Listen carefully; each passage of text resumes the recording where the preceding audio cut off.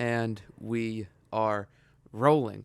Hello, everybody. Welcome back to another episode of the Hedging Screens podcast. As always, I'm your host, Zach Cronin, and I am eternally grateful that you would choose to spend some time here with me today. I hope everybody is doing well. I'm chilling, bro. I'm chilling. Can't really complain about much. Allergies are certainly one thing I'm going to complain about because they are just fucking brutal this year. Again, it's like the third year in a row that the allergies have just been. They've been beating me up, man. Just there's no other way to put it. They've gotten the better of me. What's strange is that I didn't really have seasonal allergies up until there we go. You can already hear the sniffles up until 2 or 3 years ago. And since then, I've been getting demolished. It's usually April, May, and then September when they're the worst. Like the changing of the seasons, just the pollen they're out looking for blood, them and the mosquitoes, and it's killer, bro. It's killer. It's just the worst part about it is just being fatigued all the time. It's like being sick, but you don't have the perk of being sick, because when you catch a cold or you catch the flu, or God forbid you go out and you catch that Rona, you at least have an excuse not to do anything, right? You're running a fever. You don't want to risk getting everybody else sick. You don't want to put the people in your house at risk. So you can take a couple days off, especially if you're running a fever.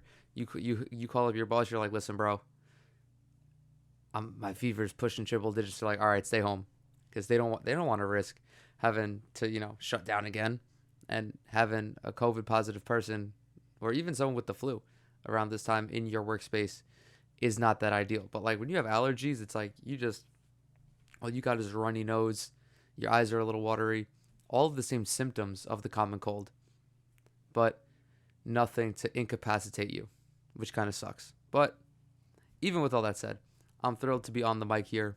Technically, yeah, as I'm sure as you guys know, technically it's Tuesday. Well, not technically, it is Tuesday, but I'm proud to be on the mic this Tuesday because that's the day I record. This will go up, of course, Wednesday. And as we know, the weekly tradition here is that I'm recording this on the day of NBA basketball. Tonight, I believe it is the Celtics and Heat. They're kicking us off today. I was excited to watch some basketball last night, but I didn't realize until later that there was no NBA basketball. The Lakers and the Nuggets had a night off, and obviously so did the Celtics and the Heat. But they are back for game... Oh, wait a minute. Hold on. I'm all fucked up here. Tonight is Lakers Nuggets. Pardon me. I misspoke. Let me correct myself. I thought it was Celtics Heat. Obviously, it is not. Now, tonight, the Lakers are looking to go up 3-0 on the surprising Denver Nuggets. And just give me a second here to get a little bit of this caffeine boost. Love it.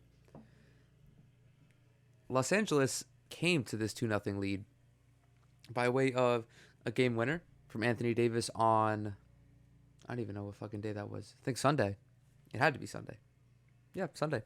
Davis has been a beast this series, and he showed it in game 2, punching home the game-winning triple after Denver really looked like they were going to tie up this series. And I'm a little surprised that they didn't. I'm just going to go to Basketball Reference and pull up the series stats just so we have them. Now, as we know, Denver plays their best when they're down. They've already come back from 2 3-1 deficits in this postseason. One against the Utah Jazz, who were a decent team, but really at a similar level to the Nuggets. Then their comeback against the Clippers was just otherworldly. The Clippers were a contender. They were title odd favorites. They had a legitimate chance at bringing the Larry O'Brien trophy to the Clippers franchise, and they simply failed. There's no other way to put it. They fell short. They didn't perform. I do, of course, want to give credit to Nikola Jokic and Jamal Murray and everybody on the Denver Nuggets for just playing a fantastic series. against the Clippers. It was a spectacle, really, and they're in a similar hole against the Lakers. Game one it wasn't a beatdown, but again, the Denver Nuggets have an Anthony Davis problem. How they're going to defend AD is going to dictate the rest of the series. I'm just going to rattle off his numbers real fast. Anthony Davis is, again, I want to reiterate, he is now the Lakers' go-to guy. LeBron has taken a clear step back as far as scoring is concerned. LeBron is playing about 34 minutes a game, averaging not even 21 points. That, for LeBron, is just, we've never seen that before. Even when he had the luxury of playing alongside Dwayne Wade and Kyrie Irving, he was still the guy. When the Cavaliers or the Heat needed a bucket, the ball was going into LeBron's hands. Now, it's Anthony Davis. I mean, LeBron is still doing his part, handing out 8 assists a night. He's got 16 through the 2 games. But Davis, at 34 points and 52% shooting, is the biggest, sharpest, most annoying thorn in the Thunder's side. I mean, not the Thunder, the Nuggets, pardon me. Man, I guess the allergies are like permeating my brain too. I just can't really talk right now. Okay, give me 1 second here. All right, there we go. Perfect. Don't mind me. I'm just adjusting the shades as to not be blinded by the sun. Now, when I was doing my research for this, I wasn't, going crazy, but I wanted to just have some numbers so that way I could, make an argument that the Nuggets probably are not going to come back and win this series, and it's because of Anthony Davis. What we've seen so far is AD is just taking advantage of the Nuggets as a whole. The Nuggets don't have anybody to guard him. Now, I say that with an asterisk because they kind of do. I'm just going to pull up his matchup stats real fast. Off the rip, Nikola Jokic does not stand a chance against AD. No shot. There's nothing he can do. He's not athletic enough, not strong enough.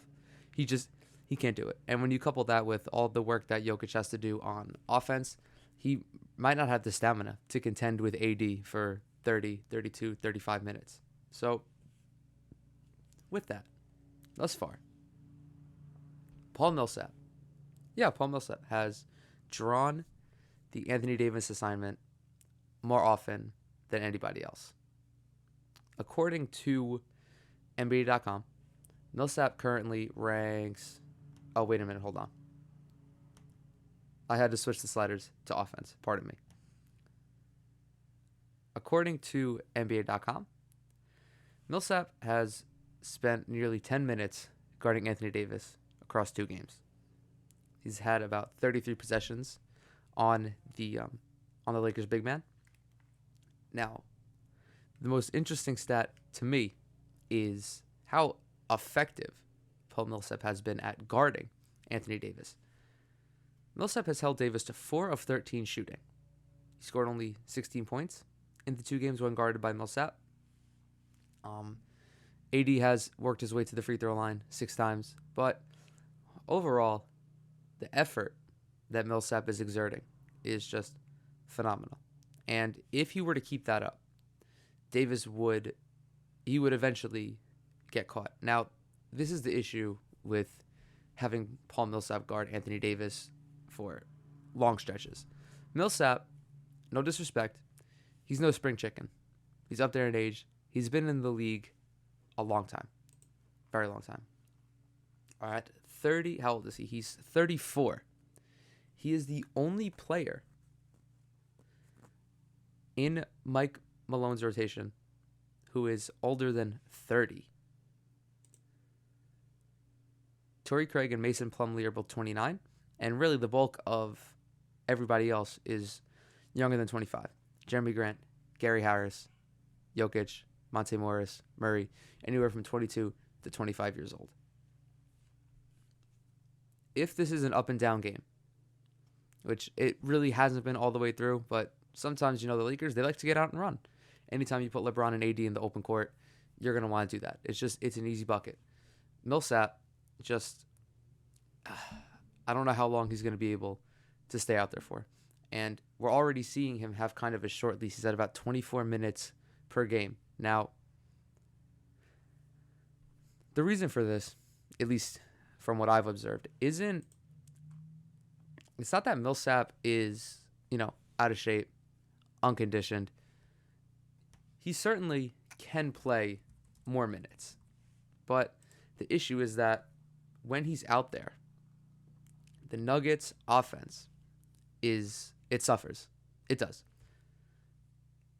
The numbers thus far have not been kind to Paul Millsap. He's averaging about 8 points. This is for the postseason, mind you. He's at about 8 points a game, shooting 43% from the floor and 38% from three, which is quite impressive, actually. His volume isn't really that high. He's taken like 30, I think like 32 through the 16 games. His average is 2.1 a night across 16 games. So whatever the math is, that's what it is, 32, 33, something like that. Now, in the conference finals, he's made one of his 2 3-point attempts. He's not heavily involved in the offense, right? Murray and Jokic they're driving this team. Any points that get put on the board, mainly because of them. In total, Denver has three guys averaging more than 10 points a game, and it's Murray, Jokic, and Michael Porter Jr. at 14.5. After that, Jeremy Grant's giving you 8. Monte Morris is giving you 8.5. Troy Daniels had 8 points in 5 minutes in the one game that he appeared in. But what scares me more than anything else is that, pardon this long pause, I'm just trying to figure out how to say this. What worries me is that the Lakers need Millsap on the floor, but they can't afford to have him out there. If that makes any sense. I mean, of course it does. I don't want to say of course because then I just sound like a pretentious asshole, but like Millsap makes defense better, or at least can hold his own against Anthony Davis. I mean, this is a guy who a couple years ago was one of the best defensive bigs in the NBA. He still has shades of that, but the Nuggets offense, it just kind of falters when he's out there. And I'm gonna pull up some of these splits real fast. So I'm gonna sort this by lineup data. And again, this is for the postseason as a whole. And I use the postseason as a whole because the conference finals, it's only been 2 games. The sample size is not that big. The Nuggets have played 16 games. I believe it's 16. 7, 7, and 2. Yeah, 16 games. That is a larger pool of numbers for us to pick from. And it just helps provide a clearer picture of everything. So, 2-man lineups. Sorting this by minutes played per 100 possessions. Actually, no, just kidding. I'm going to do per game. Pardon me. Paul Millsap and Nikola Jokic spend 22.5 minutes together on the court per game, right? They are pretty much tied together. When one is out there, so is the other. Or at least when Millsap is out there, Jokic is out there with him. Because, as you can see, the Nuggets need as much playmaking as possible when Millsap is guarding Anthony Davis, right? So now I've switched to the advanced tab on NBA.com. Let's go back to the per 100 possessions. The 2-man lineup of Nikola Jokic and Paul Millsap has a net rating of -7 per 100 possessions. The Nuggets offense is 7 points worse than their defense, right? They're at about 110 points per 100 possessions. Again, this is just the 2-man lineup. And they're allowing 117.3 points per 100 possessions. Just as Paul Millsap is not that great an offensive player anymore, Nikola Jokic is still not that great of a defensive player. He holds his own. He's reliable. He's serviceable, but he is not on the level of Anthony Davis or really any any center, any star center, pardon me. Like Rudy Gobert is a better defender than he is. Steven Adams, who's not even really a star, Clint Capella, all those guys are better and more intimidating than Jokic is. That's why Millsap is out there. Because, again, there is no shot that Nikola Jokic would be able to do anything to bother Davis when he's guarding him. None. Now, you're probably thinking to yourself, well, there's more than two players on a basketball court at any given time, right? So, I acknowledge that, and I want to preface this by saying that the Nuggets are not that great or not that really deep of a team. I thought they were much deeper after seeing Bol put some numbers up. Michael Porter Jr. has been there every now and then. I love Gary Harris, bro, but he's just been a disappointment. I mean, Monte Morris, Torrey Craig, those guys aren't going to get you a lot of points anyway. The team goes as Jokic and Murray go. And that might not be enough to overcome LeBron and AD, because the Lakers are very similar to the Nuggets in the sense that they have a bunch of X factors who aren't really that consistent. Just think about the guys, the ancillary pieces for the Lakers. Kuzma, KCP, Danny Green, Rondo, Alex Caruso. They don't have a solid third guy. And if the Clippers were going up against the Lakers, I think the Clippers would have had the edge because, yeah, they got Kawhi, they got PG, but they have Lou Williams. Lou Williams, when he's on, is a bucket. He was off for a lot of the postseason, but I think that was kind of a fluke. Like, we've never seen him play this poorly in the playoffs before, at least in recent seasons. I mean, dude's anywhere from 18 to 22 points a game. Neither the Nuggets nor the Lakers have that. But the Lakers have the advantage because their stars are better than Denver's. So I got these 5-man lineups pulled up. The Nuggets' most used lineup is Millsap, Harris, Grant, Jokic, and Murray. In 10 games, they've played 170 minutes. That is almost 3 times more than their second most used lineup. That lineup, Millsap, Grant, Jokic, Murray, and Monte Morris, has played 65 minutes together. And judging from the net rating of minus 19.8, it's clear why this lineup has not seen more time. I mean, and the trend really continues. Like, the Nuggets' third most used lineup, Plumlee, Murray, Morris, Craig, Michael Porter Jr., minus 16.5 net rating.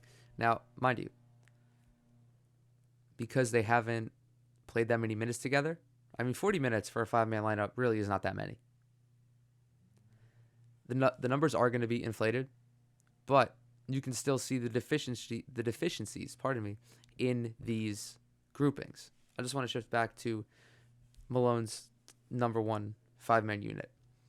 In the 10 games that these guys have played, they are 5-5. Offensive rating 109.8, defensive rating 106.6. So they are positive. But the scoring numbers, it's just not there. It's just not there. And the Lakers are taking advantage of the Denver Nuggets, honestly, like, laughable defense at times, because even though they have someone who can take Anthony Davis one-on-one, the rest of the team is not that strong. I already bashed Nikola Jokic, but Jamal Murray's not a great defender. Gary Harris is not a great defender. Michael Porter Jr. is just a rookie. I mean, Torrey Craig is another solid guy, but, I mean, that's 2. Jeremy Grant, I love Jeremy Grant. He's another fantastic defender. But the defensive first approach of those guys they're not really doing anything on offense. I mean, Grant has had some flashes in the past, but he really hasn't been a factor thus far. I mean, 8 points in 31 minutes. He's shooting less than 30% from 3. Like, that's just not going to get it done against this Lakers team. So if I were Frank Vogel and I'm watching the tape and my guys are giving me all these numbers and I'm seeing that although Anthony Davis is not faring well one-on-one against Paul Millsap, you can exploit everybody else. I mean, you can try to, of course, they're going to try to get Anthony Davis matched up on whoever.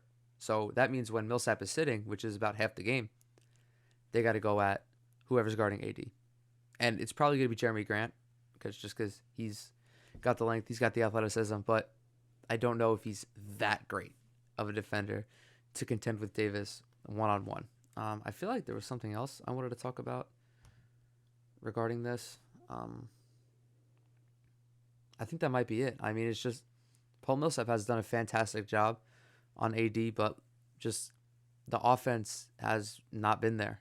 And I want to actually backtrack. This is what I wanted to mention, that the Rockets and PJ Tucker. PJ Tucker was the guy who was going to defend Anthony Davis. Yes, he's a little undersized, but as we know, PJ Tucker's a thick boy. He's strong. He's a vet, very much like Paul Millsap. You know, he's been around the league a while. He knows how to play his position. And PJ Tucker, although Houston got clapped, again, it's just another thing where the Lakers had too much talent and the Rockets couldn't withstand it. PJ Tucker does other things offensively. At just overall. I mean, shot 37.5% from three. I mean, granted, 7 points in 34 minutes is not that great. Like, if you were to extrapolate the math, actually, Millsap is averaging more points than him. But we've seen Tucker really be a valued piece, a valued contributor to winning teams in the past. And he just wasn't able to do that against the Lakers. But the difference between him and Millsap is that I just think Millsap won't be able to overcome his limited usage on the offensive end. It's almost like Denver's playing 4-on-5 offensively, and maybe even less if none of the other guys are going. And the Lakers have to exploit that. And I'm going to reiterate that they have to apply pressure to the Nuggets. This was what I wanted to see Anthony Davis do against the Rockets, and it's something that him and LeBron both did, was just attack relentlessly. Because you know that these guys, even though in theory they can guard you, they really can't. I mean, you're Anthony Davis. No one on this planet can guard you effectively. I mean, they can make you shoot 42% from the floor, but, I mean, you can put your head down, get 30, 32, and just be not a nuisance, but just flex. Just flex on the other team a little bit. And the Lakers have to continue that. They have to keep their foot on the gas. Anthony Davis, even when Paul Millsap is on him, he's got to attack the basket because Millsap is still a little too undersized to contend with AD. He's like 6'7". Anthony Davis is 6'10", 6'11". He's got a clear height advantage. He is just exceptionally skilled, as we know. And that is a recipe that the Lakers can follow. And maybe not sweep Denver, but 5 games might do it. And I wouldn't be surprised. Of course, I do have to admit that the Nuggets have come back in the past, and they very well might do it again. I just think that the circumstances are a little bit different, right? And LeBron is the X factor in that. And I say this because LeBron hasn't yet turned it on for this series because he really hasn't had to, right? If the Lakers feel that they're in a jam, although Anthony Davis is the number one guy, like you can't argue against what LeBron has done in the past and what he still has the capacity to do. Granted, with his age, he can't do it as often, so he's kind of keeping it in the tank. But if things get a little slippery, LeBron might go into zero dark 23? Yeah, zero dark 23 mode and just wipe up the Nuggets. And I would love to see that. I would love to see a little vintage LeBron action before the finals. I mean, especially more so in the finals. But really, that's what I'm waiting on. And it might not even get to that point. Again, I mean, if Anthony Davis can carry this team to a victory, they're going to let LeBron, be in the backseat as much as possible. Because then, of course, in theory, he's going to be more well rested for the finals and all that. But Yeah, I don't want to say it's curtains for the Denver Nuggets, but it's getting there. And the West is, I don't know how I'm going to say this. The West is different than the East, of course, but Celtics Heat is so much more competitive than I feel Nuggets Lakers will ever be, right? If nothing more than the fact that the Celtics and Heat are just so well matched against one another. I mean, games 1 and 2, Miami won grind fest. It was a sludge match. It was just, you know, gritty, gritty basketball. Their combined margin of victory was, what is that, 5-8? 5-3 is 8. 8 points in 2 games. Game 3 they lost it. Miami just flat out lost it. I'm gonna pull up the box score. They got whooped, and it was really because the Celtics Fantastic Four really came to play. Jaylen Brown, Jason Tatum, Kemba Walker, and Marcus Smart all cracked 20. Smart 20 on the dot, Kemba 21, and then Tatum and Brown combined for, what is that, 51 points? 26 and 25, 26 and 25, yeah, 51. But the rest of the bench, or the rest of the team, did not do anything. And it was simply a case of you're going to put the ball in your best player's hands and see what they can do. Kind of an anomaly from this game actually was Marcus Smart getting to the free throw line 10 times. I mean, I wonder if that's the first time he's ever had that many free throw attempts as a professional, because like that's a lot for someone like Marcus Smart, a dude who isn't really like involved in the game plan that heavily. I mean, of course, he's one of the Celtics shot creators and he has the ball in his hands a lot, but he's not that type of talent where you can just like let him roam around the court and do whatever. He is quite limited, although he didn't show it in game 3. And just like compared to the Heat got outstanding production from Bam, from Tyler Hero, who combined for 49, but Jimmy really wasn't, like, he wasn't Jimmy. I mean, he had 17 points, shot 6 of 13, but he seemed like a non-factor almost. And then Crowder, Dragic, and Duncan Robinson didn't really do anything of note. I mean, Dragic and Crowder were just dreadful. 3 of 15 combined from 3, 4 of 20 combined overall. Like that's simply not going to fly. And when you compare it to the first 2 games, that was what really lost this game for Miami, because the Heat, just watching them through the first 2 games, like they have it. They have it. They are a contender. I'm not saying this because there are only 1 or 2 teams left in the East. Like, just watching them play,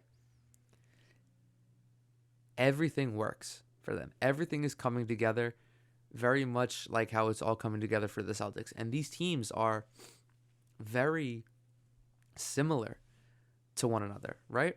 So Miami right now has 6 guys averaging double digits. Duncan Robinson, Jay Crowder, Tyler Hero, Jimmy Butler, Goran Dragic, Bam Adebayo. Boston has 4. Now, those 4 guys are doing a lot of the heavy lifting, but the point is that both of these teams have multiple guys who can create for themselves and create for others. Miami's crunch time lineup is Butler, Bam, Dragic, Tyler Hero, and probably Jay Crowder. I'll throw Jay Crowder. That's their optimal lineup. That lineup has 4 shot creators. Jay Crowder isn't really a shot creator, but he's also someone who can handle the ball and just like keep the offense moving. They'll perpetuate the ball motion, the player motion, and they'll just work to find the open shots. I mean, Bam, there's not enough I can say about his passing. I mean, he's phenomenal. The same thing goes for Goran Dragic. I mean, Dragic is a veteran. He's been in the league a long time.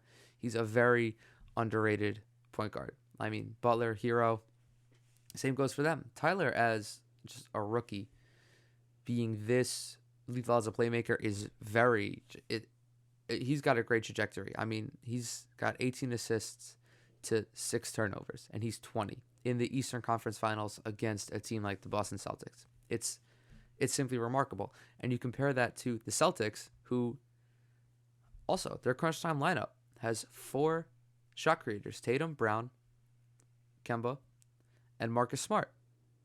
The fifth guy is kind of a wild card. Could be Brad Wanamaker. Could be Daniel Theis. Pardon me. Could be Enes Kanter. Kanter gave them a couple quality minutes. I think it was in Game 3. It had to have been in Game 3. But, there's also Grant Williams. Grant Williams has given them very solid minutes, despite, only playing 30 across 3 games. Gordon Hayward came back. I don't know how much time he's going to give them, but if he's able to just be half of his former self, then that's another guy that they can trot out there. And as long as they have someone to match up against Bam, they're good. That's probably why they want to keep Theis out there. I mean, you could throw Jaylen Brown on him, but I'm not sure I want to take my best perimeter defender off of Jimmy Butler. Because then if Brown isn't guarding Butler, Marcus Smart might have to guard Butler. And then Marcus Smart won't be able to guard Dragic or Hero. I mean, you could stick Jason Tatum on Jimmy Butler, but Tatum is an inferior defender to Jaylen Brown, and I truthfully think that Jimmy Butler would just demolish him. But that's why this series, to me, is much more compelling, and it's probably going to be more entertaining for a longer amount of time. I mean, this has 6-7 games written all over it. And I forgot who did the broadcast for Game 3, or was it, I think it was Tim Legler after Game 3. It's like, I'm paraphrasing, and I might be fucking this up, but he was pretty much saying that, like, there's no favorite here, because Miami can go up 2-1, or 2-0, and then Boston can come back and win 2 games, and then they'll split, or they won't split. One of these 2 teams will win Game 5, lose Game 6, and then win Game 7. Like, that's just the kind of up and down, back and forth nature that these teams are going to provide to us, and it's because they're built so similarly to one another. I'm still hesitant to pick a favorite. I do think that Miami has the edge. I think that talent-wise, they're similar, and there's no clear-cut favorite in that regard, but just when you have Jimmy Butler on your team, I mean, this dude has gone to so many different franchises. Maybe not so many. He's gone to various franchises, and they've just played better when he's there. I mean, there's something about just his energy that elevates his teammates, because at least when you look at some of the other dominant forwards in the league, Kawhi, LeBron, Giannis, these guys have the energy, like that MVP caliber energy, but their production is just otherworldly. I mean, LeBron and Giannis just battled for the MVP and had historic seasons. Each of them had historic seasons. Jimmy Butler just doesn't compare to them talent-wise, but he's a straight dog. He's as much of a dog as them, if not more. And his attitude and just his approach and his just unrelenting charisma, almost. I mean, on the court, he seems very charismatic, but also kind of edgy. It depends on what side of the ball you're on. I mean, he looks like he wants to beat the shit out of his opponents, but then his teammates, he'll, comfort them and just try to coach them through the situation, because the Heat, much like the Celtics, I mean, they got some youth in their lineup. Bam, Hero, Kendrick Nunn. I mean, these guys they're young talents, and they project well long term, but it's always difficult for the young guys to succeed in the playoffs. And just to bring this back to the Denver Nuggets, that was another thing I held against them, was that their youth was almost too much. It's like, talent can only bring you so far. In the postseason, the experience is going to amplify the skill set. Of course, that's not all the time. We saw the Clippers crumble, but a lot of that really has nothing to do with leadership or anything. That's just failure to execute. Like, if both teams are executing, give me the team that has the veteran leadership, at least of the guys that are on the court producing, like LeBron, Like that's a given, right? So just to again bring it back to the Eastern Conference, I'm rolling with Miami. I'm not really too discouraged from what I saw in Game 3, mainly because a lot of their struggles were because they just missed shots.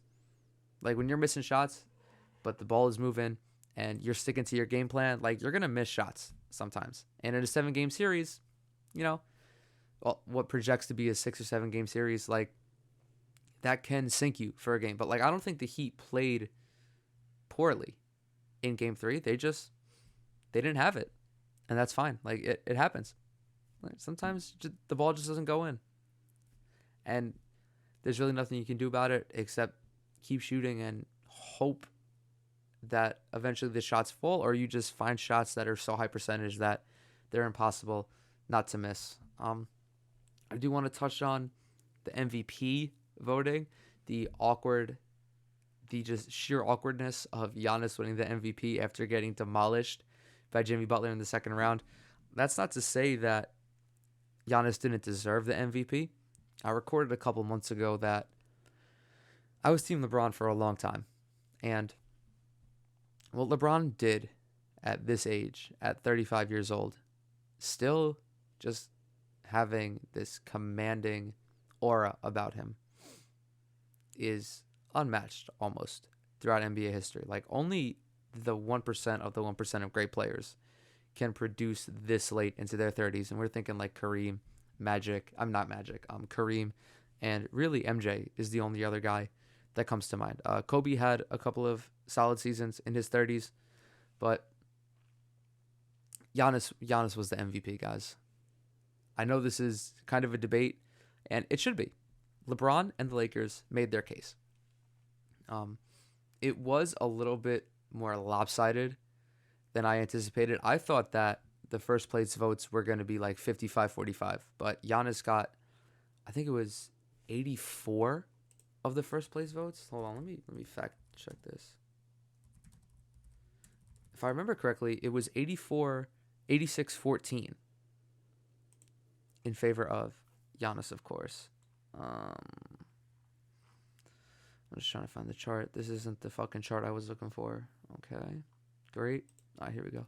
Complete 2020 NBA MVP voting, courtesy of Sports Illustrated. Oh, okay. Giannis got 88 first place votes, so even more than I thought. 88 first place votes. James got 16. Like, they were the only two guys to get first place votes. Wait a minute, hold on. What the fuck? So, no. Giannis got 85. That's what I thought. Yeah, I don't know. It says differently in the actual paragraph of the article, but considering how far Sports Illustrated has fallen off, I'm not surprised. Yeah, so 85, 16. These numbers courtesy of the NBA, the league itself.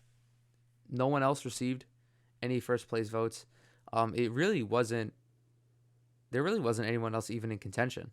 I mean, James Harden was the third finalist, and he had not even 370 points, like 550 less. No, 300. I can't do the math. It's hurting my head, but LeBron was far ahead of Harden, and then Giannis was slightly more ahead of LeBron. But I think there was a lot of uproar following the results because LeBron was kind of disrespected, I guess. And well, again, I don't even really know if you can call it disrespect because Giannis's MVP case was more rock solid than LeBron's. You got to remember, this is a regular season award, and Giannis's regular season was one of the most dominant regular seasons we have ever seen. Not only were the individual numbers for him historic, pardon me, but the Bucks as a team were just like S tier. One of the just most remarkable displays of basketball anyone has ever witnessed. And the Lakers, pardon me for having my allergies act up, the Lakers were just a little bit below them. And like a lot of it comes down to the Bucks just having the better team. And you can use that as an argument against Giannis, but it's nullified as soon as you realize that his numbers were better than LeBron's, right? Giannis was just the superior player. I am a little surprised that it wasn't closer. Like I knew Giannis was the favorite, but not 85-16. Not that wide of a favorite, but I mean, all things considered, both guys were simply fantastic. Congratulations to Giannis for winning his second NBA MVP award. It is his second, right? I'm not. Yeah, he went back to back. Congratulations to him. I mean, ultimately, if LeBron goes and wins the title, I don't think he's going to be too upset about losing out on the MVP again. I mean, with LeBron's career, this is someone who, like, he could have 10 NBA MVP awards by now. Just holy shit. Just the sustained dominance is otherworldly. And LeBron's legacy is not going to be impacted by all the times he was runner-up in the MVP voting. I believe that's everything I have covered today. I do want to get to my fantasy football recap for this week. Week 2, I really don't want to talk about it. I really don't. I'm very upset about how this week unfolded. However, I do have to preface and say that I lost by 2.5 points, not even. I should not have been in this position. I was without Michael Thomas this week, as I'm sure you know.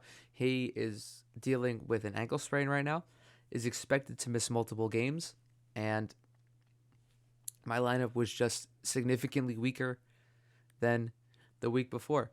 I got saved by Patty Mahomes. Of course, Calvin Ridley popped off, just fucking shit all over the Cowboys, who ultimately beat them. So that kind of sucks for him, but good for me, bad for him. That's just the way that fantasy football is. Chris Carson had a stellar game. Young Ho Koo was excellent, kicking for, who does he kick for? The Falcons, who, again, ultimately lost. The Colts defense had their way with Minnesota, and big dumb idiot Zach picked up Leonard Fournette this week and did not start him. I, however, have a legitimate reason for that. I did not expect Leonard Fournette to be so involved in Tampa Bay's offense this week. He had, let's look at his stats. 12 rushing attempts and 5 targets. Had 4 receptions, totaled 116 yards and 2 rushing touchdowns for a grand total of 27.6 points. If I had played him, not only would I have won, but I would have won by about 18 points or so, because Sony Michel did dick. Was barely even present. I mean, he barely outscored Michael Thomas, who put up 0 this week. Michel at 1.9. I got 1.4 points from Henry Ruggs, who had a whopping 4 receiving yards against the Saints on Monday Night Football. Derek Carr, my guy Derek Carr, just did not look his way. Darren Waller monopolized all of the targets, and I understand it. When you have the hot hand, you're going to feed the hot hand. I'm just, for my own selfish reasons, very upset with Derek Carr. All I needed was like one big play or 5 receptions for 50 yards, and I would have been golden. Austin Hooper, of course, as we know, has been a dud thus far. I don't know what the fuck's going on with him. It's, I don't know. I don't want to get too worked up about it. It's just fantasy football. However, the only reason I lost this week was because Alvin Kamara dropped 40. And I was going up against my friend Denham, and I said to him, I am nervous because Alvin Kamara, realistically, can put up 30 points on any given night. He also had Emmanuel Sanders going. Manny Sands was quiet for most of the game and then caught like a pass or two late, and that really helped sink me. Kamara sunk me on, I think it was either the third to last or the second to last play, and I'm watching it, and I was so sad. I was so sad. Fortunately, it's only week 2. There is still a lot to go around. There's still a lot to happen. With the influx of injuries, man, this fantasy football season is wide open. Saquon Barkley is done for the year. His knee just like turned to dust, and that pains me as a Giants fan to watch arguably the most talented running back in the league go down yet again. But unfortunately, that's just how it is. Jimmy G is going to miss some time. Christian McCaffrey is going to miss some time. Michael Thomas is still on ice for a couple weeks. There were a host of defensive players who are going to miss time as well, but individual defensive players don't really impact. Well, it doesn't impact my league because we don't run an IDP, but for anyone who does, there's that you have to worry about, and anything can happen. I'm sitting at 1-1 right now. I'm fifth. I'm fifth in the league. Fifth for right now. This could potentially be a repeat of last season, except I'd really rather it not, because I started that year off 3-5. I was about to give up, and then my team just caught fire. I rattled off 8 straight victories and brought home the title belt. That could happen this year. I again have a very solid team. Outside of the tight end position, like, this team is legit. I mean, and once Michael Thomas comes back, and if Chris Carson and Leonard Fournette just continue to play like this, I'm in good standing. And with that, I'm going to end this week's episode of the podcast. Thank you guys again for listening. As always, you can follow me on Twitter. You can subscribe to the podcast on whichever player allows it, Spotify, Overcast, Apple. Please leave a rating or a review, and I will catch you guys in the next one.